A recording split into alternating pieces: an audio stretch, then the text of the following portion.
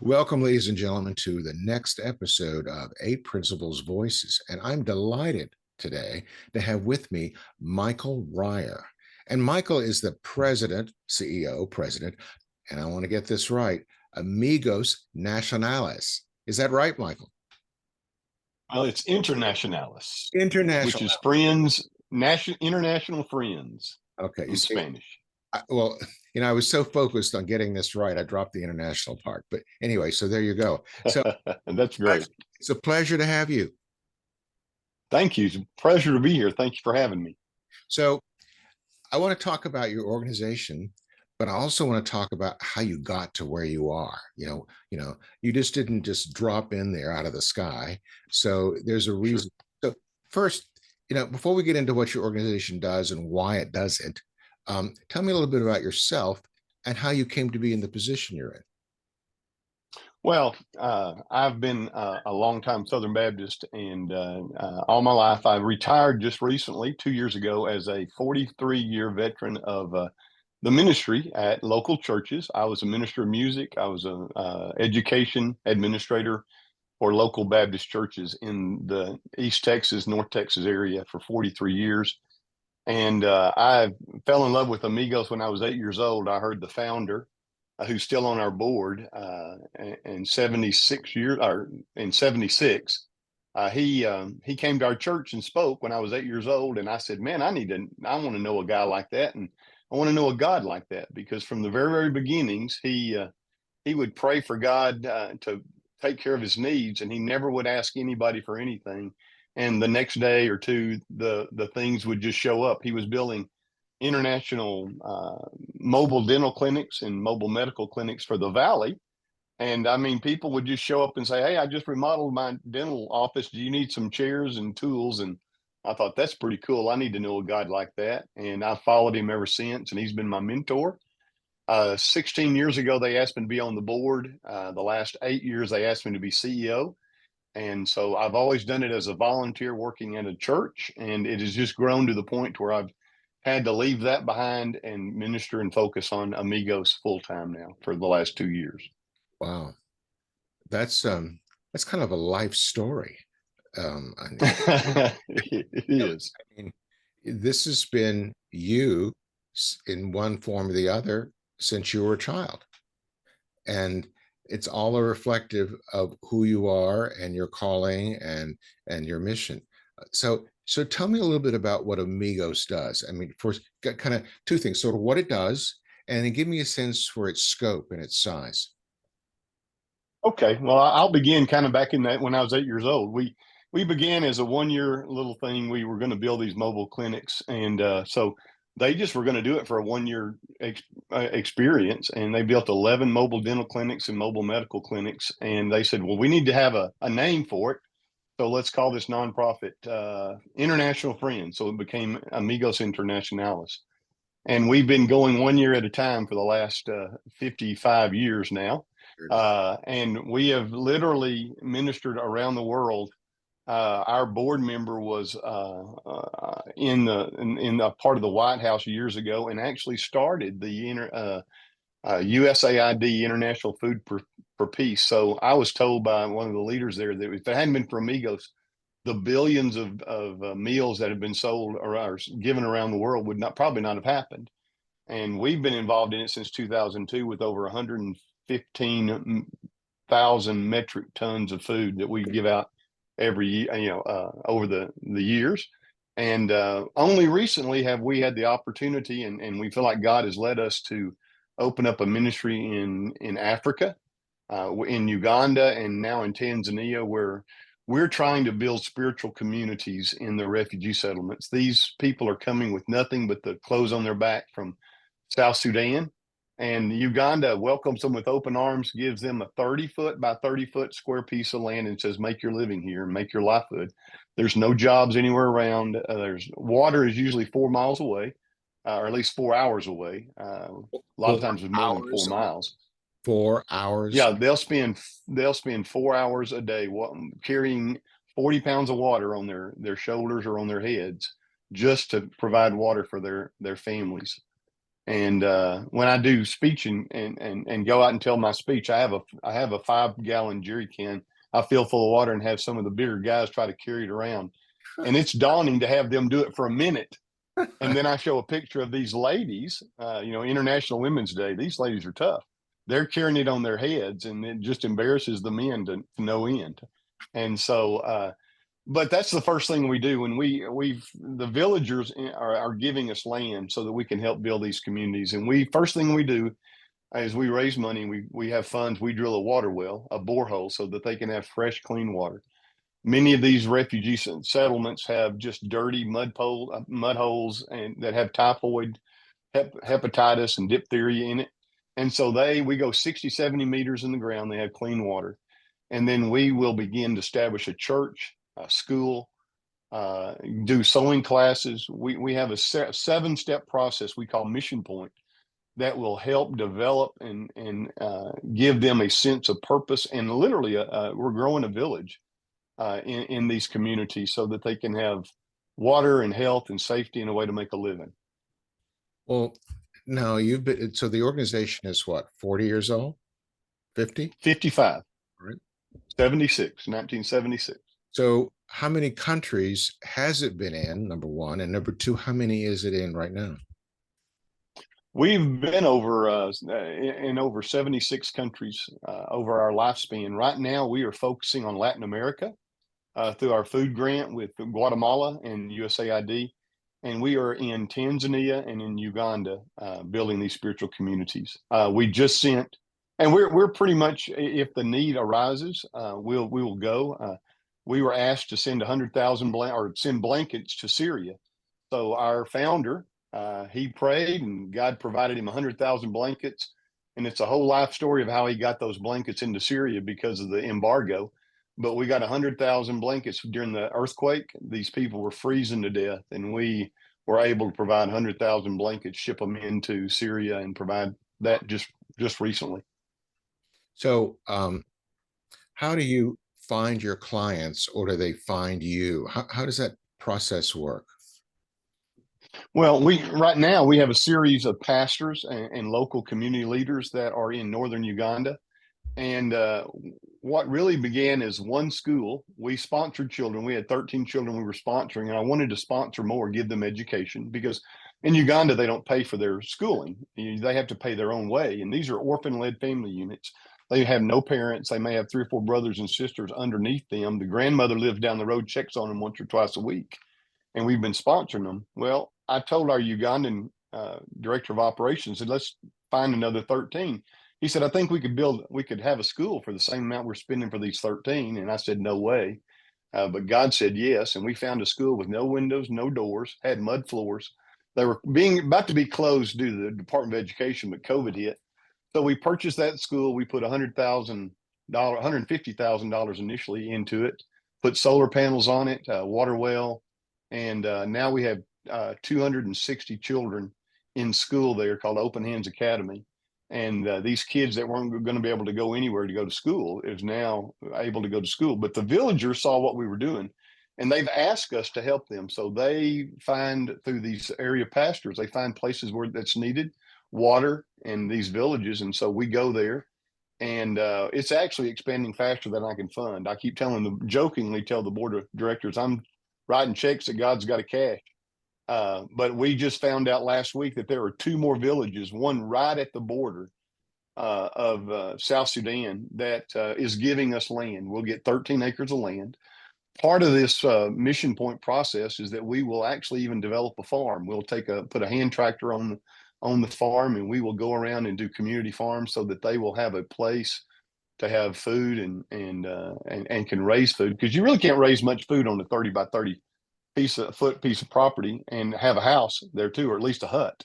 There's not much. And so it's not. And so we are doing that. And like I said, building a church, and the evangelism happens. And then the life skills class is what's really exciting, is that we not only it's not like we call it in Texas, we call it Christmas in July. These people that have well-meaning intentions go to the valley during the summer, and they do all these wonderful things, and then leave them. And the people on the valley are going, we only like in July and August, when it's summer. And so, but we are actually building discipleship classes. We're doing life skill classes.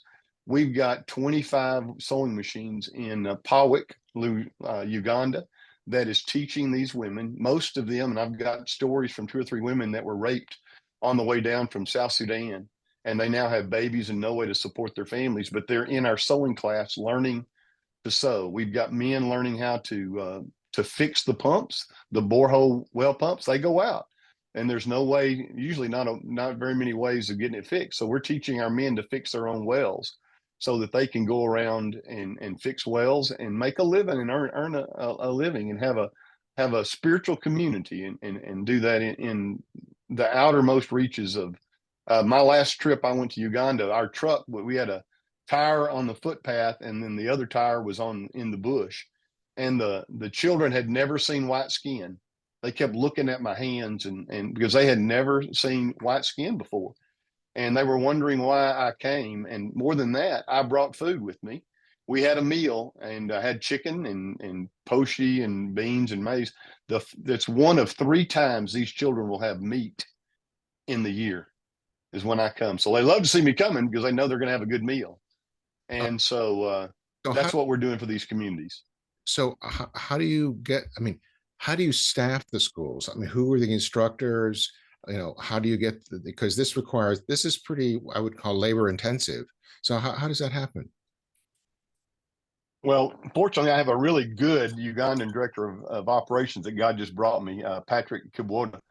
And he has people that are, and these refugee settlement people are willing to move into communities. And there's 2 or 3 teachers in every school that we're in our 3rd school right now, and the kids are learning. The teachers are there. All we have to do is pay them a salary, and that's part of what we do when we set up the school. Is we offer to pay for the schooling. We've already built a building for the church, and we have a ready-made school there with children. So then here, So the these, last school we just started, no, I'm just sorry, the last school we started, the 1st and 2nd graders were having to walk 11 kilometers to school, which means they weren't going to school. So now we got 1st and 2nd graders, 60 children going to school every day, because we started the school. so Go then ahead. all your instructors and staff are indigenous. They're locals. Yes, they are. Yes. All right. I was just thinking about, I was trying to imagine you telling me these children had never seen a white man before. And I'm thinking they probably think you're from another planet. I mean, you landed in a spaceship. It was that kind of different experience for them. It really It is. was. It was. So you have governmental cooperation there in Uganda? Yes, we work through the Ugandan education department. They're thrilled to have us. In fact, my last visit at our Open Hands Academy, which is our model, and this is the in Ogle Village is where we've got our school, we've got a church, we've got our water wells, we've got goats in this farm.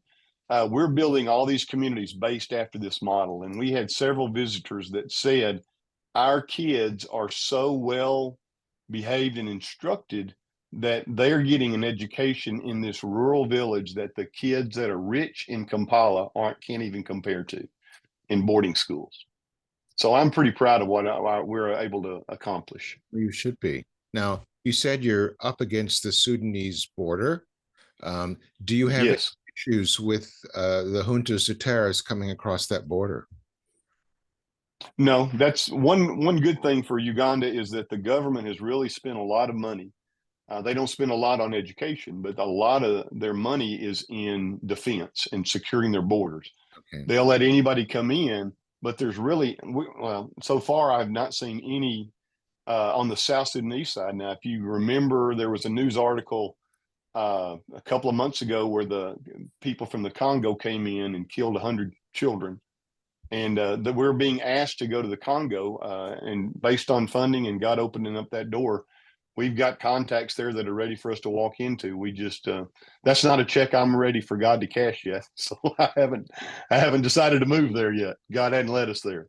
That's yeah, because I mean, the Uganda is sort of this island, and it's in the midst of all Yes. this instability. all around it. And I'm just curious how you dealt with that. Wow. Yes. Wow. So you're in you're in Central America, you're in Africa. Um, and you said you sent some things recently to Syria. Yes, when during the earthquake in Turkey, Oh yeah. Syria, a lot of people, because they were closed off, they didn't have a lot of press, and again, the embargo, we couldn't get supplies in there. So the need came to us through Dr. John, our founder, who's known all around the world. In fact, he was in North Korea overseeing 300 metric tons of corn back years ago, and he is known in North Korea as the most honored Halabaja John, which means most honored grandfather. He kind of looks like Santa Claus if you look at his book. He's kind of like Santa Claus's baby brother, but with the white beard and all. But the contacts came to him that they had the need of the blankets. He found 100,000 blankets. He found people that could get them there. But then we had to go through several different pastors. We had to go through several different denominations just to move those blankets from the United States into Syria, so that those guys, they were freezing to death, and because of the embargo, couldn't get any blankets or any supplies in there at all. And we were able to give them blankets and at least keep them warm. Wow. Okay. So you've been officially CEO, what'd you say, 3 or 4 years? Is that right? 8 years. 8 8 years. years. Oh, okay, fine. 8 years. So you're doing great work. You have a good history. Thank you.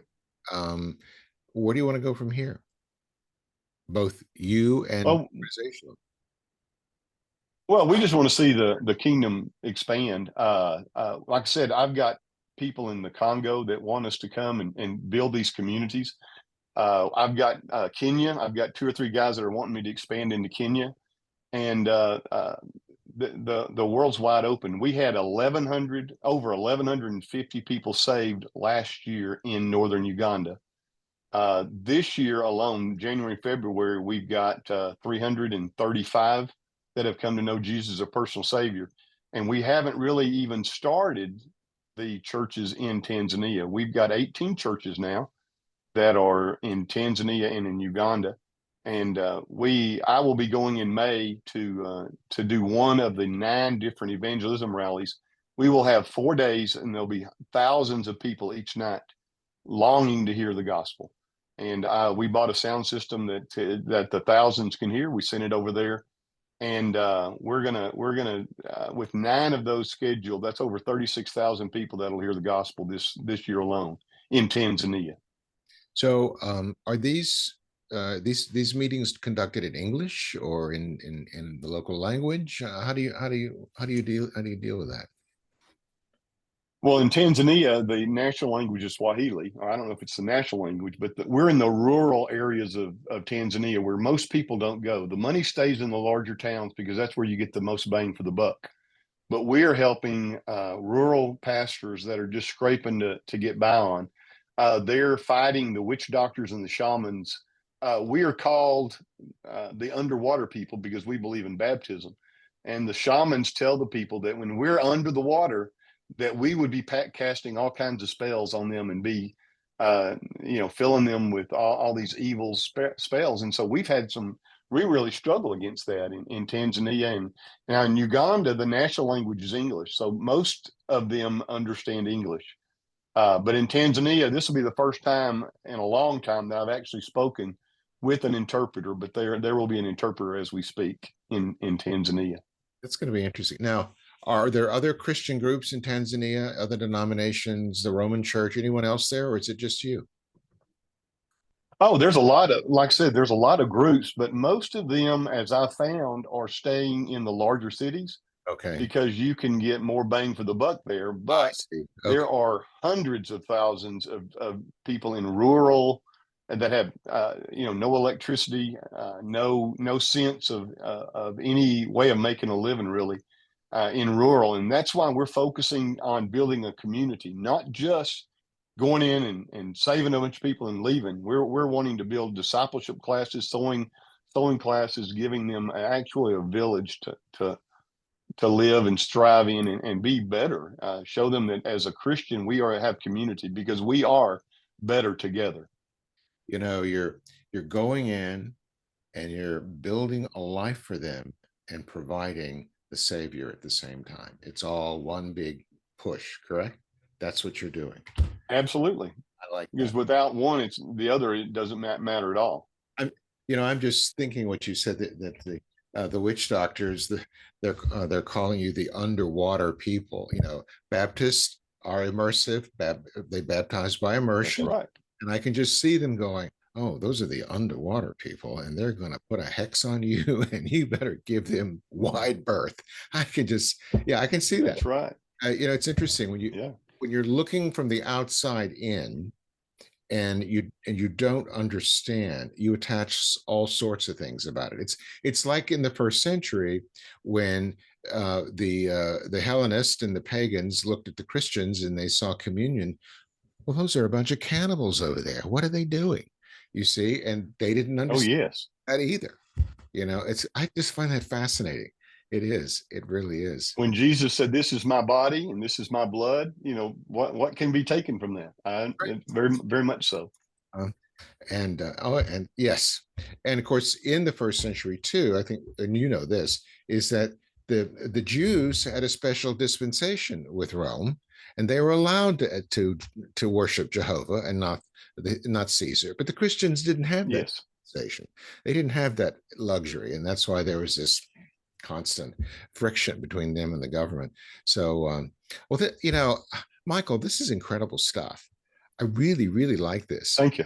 uh, so any thought of, say, going further east or west or any other? I mean, I don't want to I don't want to get to for you to get ahead of yourself, but you thinking about any other places to go in the world, or are you going to stick with Africa and Central? Oh, no, we've got some invitations in Pakistan. I mean, as people see what we're beginning to do and what we want to do, uh, my whole thing is been in our funding. I just don't want to outrun God. I want to go with God, and don't want to outpace Him. And our goal for 2025 is our pastors are giving us 25 locations, and we've committed to trying to expand 25 mission points in by 2025. For us to fully fund that, we would need $2.5 million.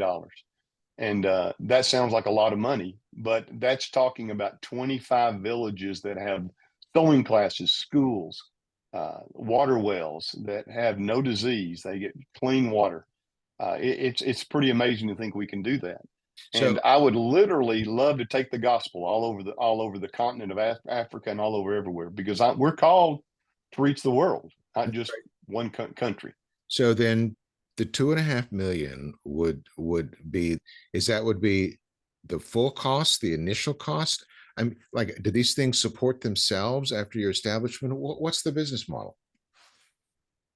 Well, it would be basically the pastors have given us $100,000 per mission point to begin to establish it. Ah, That puts the building there. That puts solar there. I mean, we're talking about people that have never seen. They don't know what electricity is. Most of them don't. So we're talking about putting solar panels. I'm meeting with a guy tomorrow that may help us do solar on many of our buildings. He's a former solar. He's just retired from doing solar panels in a big company. But we're talking about the only thing that would be needed ongoing would be like the salaries of the teachers, which is not a whole lot when you really begin to talk about in this grand scale of things. But the $100,000 per place would give us a building, would give us sewing machines, give us construction equipment, those kind of things to establish that village. And there would be very little upkeep on the backside of this. okay. All right. So, how big of an organization are you? I mean, now you're in Texas and you're in Yes. Commerce, Texas, right? Do I get it right?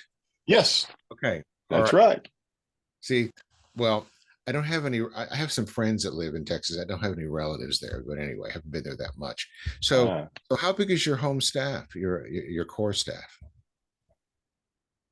I have myself and an administrative assistant. That's what I call a lean organization. And Yeah, well, I will tell you this, Larry. I have in our office here, we have pictures on every wall of all my kids. I've got little 8x8 pictures. I've got larger pictures. And I walk through these hallways knowing that if I fail or if God fails, which he's not going to, these kids won't eat. These kids won't get an education. So it really kind of haunts me. So I try to stay lean. Now we have a large staff in Uganda. We've got a director. We've got some sponsorship people. And we've probably got 10 there. We've actually got 18 pastors on staff in Uganda and Tanzania, but that's not a large outflow of money. But I see that every time I spend $1, that's $1 I can't send overseas. So I'm very, very stingy with what I do with God's money. And it really is important to me that we stay lean and mean. Okay. All right. Wow. Maybe not mean, kind of mean. Yeah. Yeah. Prudent. Prudent, yes. That's the word. Well, so is there anything that we haven't spoken of that you'd like to, or anything you'd like to say? I mean, have I not covered? So what is it I haven't covered so far? You covered most of it. I will say that in Tanzania, we started out just about 4 months ago, and we have a gentleman that God just brought to us, Pastor Jacob Bonnie. I have to say his name because he'll be listening to this at some point. But he came to me and said, "I've got some preschool orphans that need a school," and he said, "Can you help me?" And so we prayed about it and talked about it. Felt like we did. So there was a village in Chibi, Tanzania, that had a building from Save the Children that they had abandoned because their grant money ran out. And so the villagers allowed us to use that rent free. And we now have 51 children that are orphans, mainly orphans from AIDS and that sort of thing, that are going to school now. And again, we're finding out that the rich people going to the English speaking schools in that area are not learning English and their studies as fast as our kids are. They're just going. So we just added. We're in the process of adding a new building so that we can raise that enrollment to 110 to 135 kids. So that's where our process is starting in Tanzania, along with these churches that are literally in the rural. They're in underneath trees meeting, and we're building them buildings, and they're made out of tin and wood. But the people are just so proud. We were in one town. I cannot pronounce the name of the town because it's got all N's and G's and E's. But they had no church in the village. We built a building for 100 people. They had 225 the first day, and they were packed in like sardines, just wanting to see what God was doing and hear the gospel. Wow. Thankful that someone cared about them. Absolutely. So if someone wanted to contact you and learn more, or write you a check, or talk to you about how they can be a part of this, how would they get in touch with you, Michael? Oh, it's very simple. www.amigosii, which is Amigos International Incorporated, amigosii.org. And if you go to the staff page, I'm there. My contact, there's a calendar. I'll Zoom with anyone at any point in time.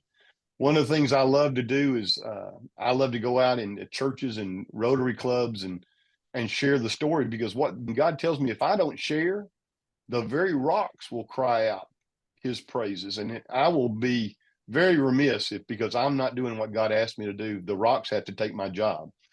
So I want to share with others, and all they've got to do is get on that calendar link and schedule a call with me. There's a donate page. There's several ways to donate, whether you can text to give, you can donate through credit cards, or just write me a check, and our address is on our website. Okay. All right. Michael, I'm excited. I'm enthused. I'm a little bit taxed. You've got so much energy, kind of a little bit of everything. Oh, So, God bless you, Michael. well, thank you. I don't meet many men like you. And what I mean by that Oh, is you have this inner fire and this inner joy that is undeniable, and it's there. And you clearly know what you want to accomplish and who you're reporting to. That I really like you bet. very much. You bet. I'll also say we're going in May and June, and if anybody wants to go along with us and be a part of this, can I plug you real quick? All right, you can plug me, but be nice. Be I'll do that. You sent me a book, and again, this fundraising thing is how we kind of got together, and it always bothered me because I just didn't like it. But you, through your book and our talk with you, you encouraged me and you helped me understand that what I'm doing is not fundraising, but I'm doing what I've done all my life. Because as a worship leader, my job every Sunday and every day I live is to plug people and bring them into the presence of an Almighty God through worship. And you helped me realize that in fundraising, what I'm doing is God has given us a mission. And all I'm doing now, I'm not raising money anymore. I am wanting people to see the vision and plug themselves into the presence of an Almighty God. If that's just for prayer, man, I need the prayer. I would love to have 100,000 prayer warriors praying for what we're doing. If it's to give, if it's to go and hug these kids, but what I'm doing is not anything different than what I've done all my life through worship. Is I'm just bringing people, encouraging them into the presence of the Lord and joining God where He's already at work, wanting to see people in Africa, in Latin America, and around the world come to know Him. And you've given me that encouragement to realize I'm not changing anything. I'm just doing what I've always done. I'm just doing it with a different model. And I want to thank you for that. It's really been beneficial for us. It's my pleasure. My pleasure. And that's free. Well, all right. Thank you. All right. Well, Michael, this has been delightful. And I know the audience will enjoy listening to this very, very much. Ladies and gentlemen, you've heard Michael Ryer, who is the president of Amigos Internacionales. Did I get it right? All right. You got it right. Okay. And he's been sharing his mission, his vision, and his calling with us. And it's just been a delightful time here. And I thank him again. And next time we'll have another really authentic leader, and who knows what we'll have. So until then,